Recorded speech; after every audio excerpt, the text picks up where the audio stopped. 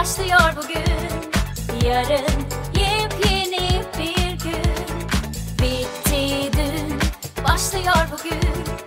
Yarın yepyeni bir gün. Sabah güneş doğuyor, içimiz neşe doluyor.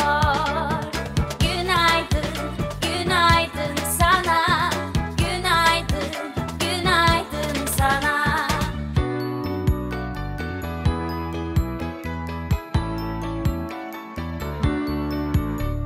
Bitti dün, başlıyor bugün. Yarın yepyeni bir gün. Bitti dün, başlıyor bugün. Yarın yepyeni bir gün. Öğlen vakti oluyor, güneş tepeye çıkıyor.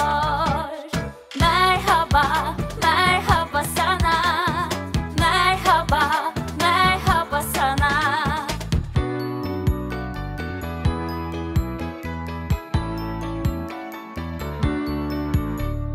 Bitti dün, başlıyor bugün. Yarın yepyeni bir gün. Bitti dün, başlıyor bugün.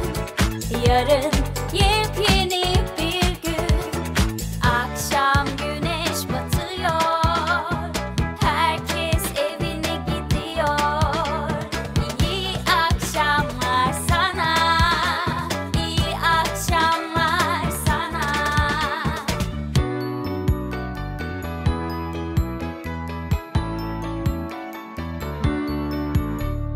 Bitti dün, başlıyor bugün. Yarın yepyeni bir gün. Bitti dün, başlıyor bugün. Yarın yepyeni bir gün. Gece yıldızlar parlıyor, uyku vaktimiz geliyor. İyi geceler, iyi geceler sana. İyi geceler, iyi